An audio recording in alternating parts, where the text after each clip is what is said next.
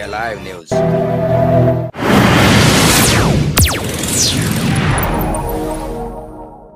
विधानसभा निवडणुकीच्या मतदानाला सुरुवात झाल्यानंतर महाराष्ट्र राज्याचे माजी मंत्री आणि उत्तर नागपूर विधानसभा क्षेत्राचे काँग्रेस महाविकास आघाडीचे उमेदवार डॉक्टर नितीन राऊत यांनी आज सकाळी बेजनबाग येथील गुरु नानक विद्यालय आणि ज्युनियर कॉलेजच्या खोली क्रमांक 5 येथे सहपरिवार आपल्या मतदानाचा हक्क बजावला आहे। यावेळी डॉक्टर राऊत यांच्यासोबत पत्नी सुमेधा राऊत, महाराष्ट्र प्रदेश युवक काँग्रेसचे अध्यक्ष कुणाल राऊत, आकांक्षा राऊत, मुलगी दीक्षा रामटेके यांनीही मतदान केले। मतदान हा आपला हक्क व कर्तव्य आहे। देशातील आणि राज्यातील लोकशाही अधिक बळकट करण्यासाठी प्रत्येक नागरिकाने आपला मतदानाचा हक्क बजावावा असे आवाहनही यावेळी डॉक्टर राऊत यांनी केले। डॉक्टर बाबासाहेब आंबेडकरांनी या देशाला संविधान दिलं आणि त्या अंतर्गत आता ही लोकशाहीची निवडणूक आहे।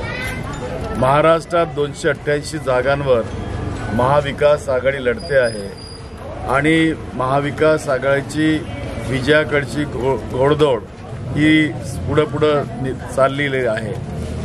आज राज्याची परिस्थिती जर बघितली तर राज्यातला मतदार हा महायुतीपासून उदासीन आहे, भारतीय जनता पक्षापासून उदासीन आहे। त्यांनी ज्या पद्धतीनं या देशामध्ये पक्ष फोडण्याचे काम केलेत, ज्या पद्धतीनं त्यांनी लोकांवर ईडी सीबीआय लावून त्यांना जेलमध्ये टाकण्याचा प्रयत्न केला आणि निर्दोष सुटलेत लोक, अशा पद्धतीनं राज्यामध्ये काम करणारे जे लोक नेत्यांवरती हल्ले करवतात, नेत्यांना गोळी मारायला लावतात, असे हे पक्ष, ही युती महायुती याचा विरोध सर्वत्र या ठिकाणी होतो आहे आणि हा निकाल आश्चर्यकारक नव्हे तर महाविकास आघाडीच्या बाजूने पूर्णतः तुम्हाला आलेला या ठिकाणी दिसणार आहे। मी या प्रसंगी माझ्या मतदारसंघातले जितके मतदाता आहेत त्यांचा माझ्यावर संपूर्णपणे विश्वास आहे। मला सुद्धा त्या खात्री आहे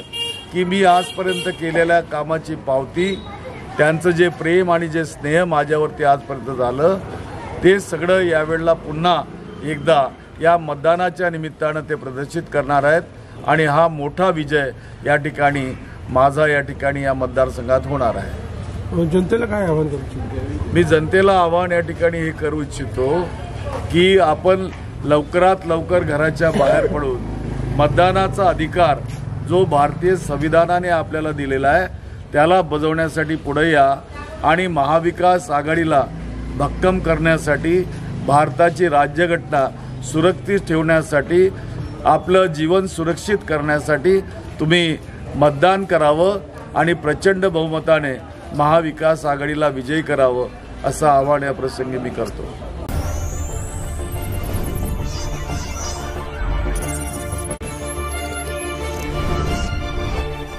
24 India Live News.